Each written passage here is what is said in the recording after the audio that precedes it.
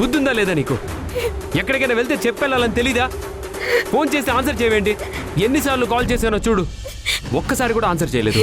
మళ్ళీ కాల్ చేస్తే switch off వస్తుంది. నీకేమైంది అనుకోవాలి? నీకేమైందోనని నేను అంత టెన్షన్ పడుతున్నానో తెలుసా? మనోహర్, కోప్పడుకో, తను వచ్చేసిందిగా. రాధా, బాధపడకమ్మా. నువ్వు రాకపోయేసరికి టెన్షన్తో మనోహర్ ఇలా చేయి చేసుకున్నాడు.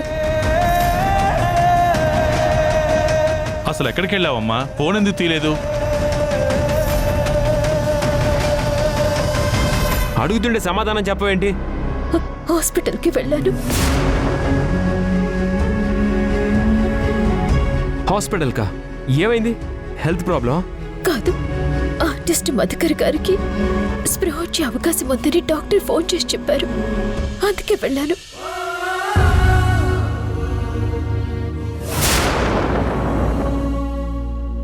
మరి మాలో ఎవరికైనా చెప్పాలిగా, నువ్వు ఒక్కదాని ఎందుకు వెళ్ళావు? ఇప్పటికే సార్ మేడం గాయత్రి గారి గురించి తెలియలేదనే దిగులుతో ఉన్నారు. ఒకవేళ మధుకర్ గారికి స్పృహ రాకపోతే మళ్ళీ డిసప్పాయింట్ అవుతారు. వాళ్ళక బాధని కలిగించడం నాకిష్టం లేదు. అందుకే చెప్పకుండా వెళ్ళాను.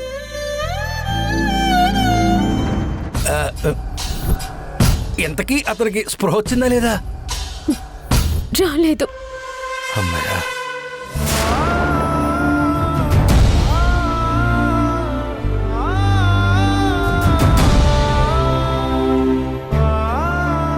ఆశపడటం, నిరాశ ఎదురవటం అలవాటైపోయింది. దేవకి, బాధపడకు దేవకి. దేనికైనా సరైన సమయం రావాలి. అంతవరకు మనకి ఎదురు చూపులు తప్పవు. ఇదిగో, ఎలా కుమిలిపోతారని చెప్పకూడదు అనుకున్నాను. Sorry madam. పర్లేదమ్మా, మా గురించి ఇంతగా ఆలోచించి ఒంటరిగా హాస్పిటల్కి వెళ్ళావా? ఎందుకమ్మా మా మీద ఇంత అభిమానం? మీలాంటి మంచి మనుషులకు మంచి జరగాలని ఆరాటం మేడం. మీ అమ్మాయి మీ దగ్గరికి రాగానే మీ కళ్ళల్లో కదిలే ఆనందం చూడాలని ఆశ.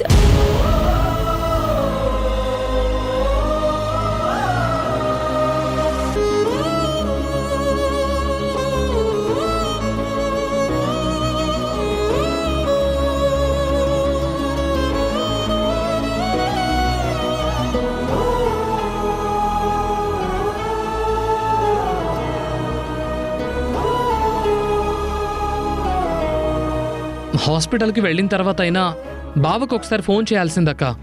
నీకోసం చాలా టెన్షన్ పడ్డాడు పాపం.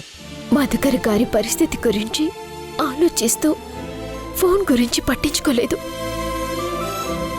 అసలు స్విచ్ ఆఫ్ అయింది కూడా చూసుకోలేదు. మా అమ్మాయి మాకు దొరకాలి అనే నీ తపన చూసైనా ఆ దేవుడు మా గాయత్రిని మా దగ్గరికి చేరిస్తే బావుండు.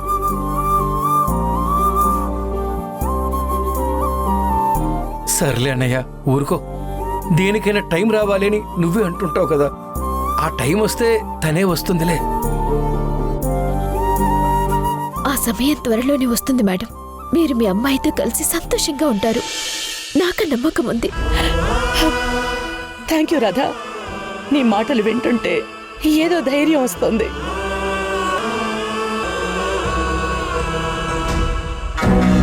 వీళ్ళని కదిలిస్తే చాలు సెంటిమెంట్ పండించేస్తారు. వదిన, బాధపడకండి. అన్నయ్య, వదిన్ని లోపల తీసుకెళ్ళు. ఇదిగో మనోహర్, ఏదో కోపంలో రాధని కొట్టేశావు. లోపలికి తీసుకెళ్ళి సారీ చెప్పి ఓదార్చు. వెళ్ళమ్మా రాధా. పద.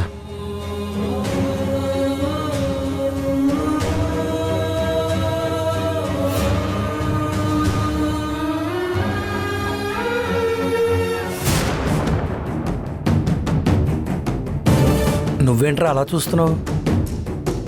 వాళ్ళిద్దరి మధ్య లవ్ చాలా స్పెషల్గా ఉంటుంది నాన్న. I like it. తమరు స్టడీ చేయాల్సిందే వాళ్ళ ప్రేమను కాదు, నీ పుస్తకాలని. ముందెల్లా పనిచుడు.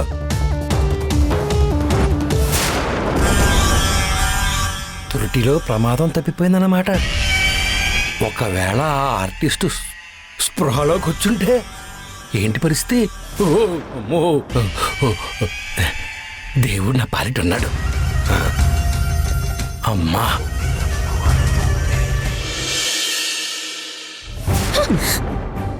రాధగారు, నన్నెందుకుంటావు? నా మీద చేయి చేసుకునే రైట్ నీకెవరిచ్చారు? అసలు మన ఒప్పందం ఏంటి? ఒకరి పర్సనల్ స్పేస్ లోకి ఇంకొకరు ఎంటర్ కాకూడదు, ఒకరికొకరు అస్సలు దగ్గర అవ్వకూడదు, అంతేగా? మరి నేనెప్పుడు వస్తే నీకేంటి? కట్టుకున్న మొగుడ్లా ఎందుకంత ఓవర్ చేసావు? నేనేం కావాలని చేయలేదండి. మీరు కనిపించకపోయేసరికి నిజంగానే చాలా టెన్షన్ అయ్యాను. మీకేమైందో ఏమోనని కంగారు పడ్డాను. ఆ ప్రెషర్లోనే మీరు రాగానే చేయి చేసుకున్నాను. ఎంత టెన్షన్ పడితే మాత్రం? ఐ నో, మీ మీద చేయి చేసుకునే రైట్ నాకు లేదు, కానీ మీ పట్ల నాకు బాధ్యత ఉంది. కోర్స్ మన ఒప్పందం ప్రకారం మనం ఒకరినొకరు డిస్టర్బ్ చేసుకోకూడదు, నిజమే.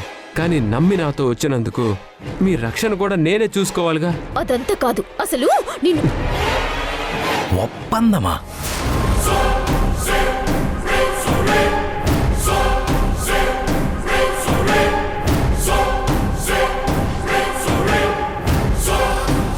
ఏంటి, మీరు ఒప్పందం మీద ఇక్కడికి వచ్చారా? అంటే మీరు నిజమైన భార్యాభర్తలు గారా? చెప్పండి, అడిగేది మిమ్మల్ని.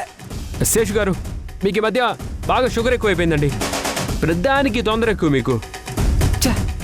తొందర ఏమీ కాదు, మీరు ఒప్పందం అనడం నేను క్లియర్గా విన్నాను. అవును అన్నాము. So what? ఇప్పుడు భార్యాభర్తల మధ్య ఒప్పందం ఉండకూడదా అండి? భార్యాభర్తల మధ్య ఒప్పందం ఏంటి చండాలంగాను? ఎందుకుండవు సార్, ఎందుకుండవు? 1,00,000 ఉంటాయి. సపోజ్ నా భార్య ఉద్యోగం చేయకూడదు, చేసిన శాలరీ మొత్తం నాకే ఇవ్వాలి. నా భర్త శాలరీ నాకు చెప్పక్కర్లేదు, కానీ నేనేం అడిగినా నో చెప్పకూడదు. నా మొబైల్ గట్రా చెక్ చేయకూడదు. నైట్ 9 ఇంట్లో ఉండాలి, అంతే. No outside food. Monthly once restaurant కి తీసుకెళ్ళాలి. సార్, మనీ సేవింగ్స్ కూడా చెయ్యాలి. ఇయర్లీ 2 times ఫారిన్ ట్రిప్స్ వేయాలి. ఇంకా చెప్పండి.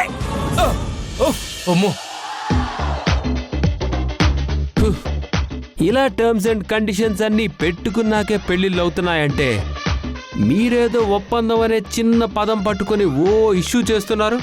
ఆయన భార్యాభర్తల మాటలు వెంట వెంటండి చండాలంగా. నేనేమి కావాలని వినలేదు, ఏదో క్యాజువల్ గా విన్నాను అంతే. చూసావా, నీ వల్ల మన సంసారం FM రేడియో అయిపోయింది.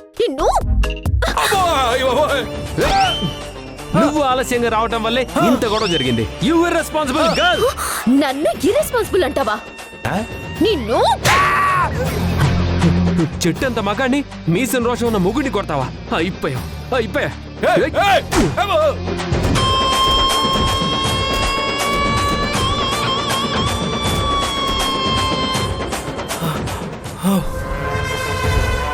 ఆడండి, ఎన్ని ఆటలాడతారో, ఎన్ని నాటకాలు ఆడతారో. మీ గుట్టు బయట పెట్టడానికి నా మనుషుల్ని పంపించా.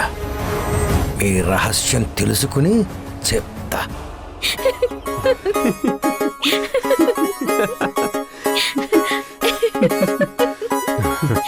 సారీ అండి, ఇట్స్ ఓకే. ఇంకెప్పుడు అలా చేసుకోను. నేను ఇంకెప్పుడు చెప్పకుండా ఎక్కడికి వెళ్ళను.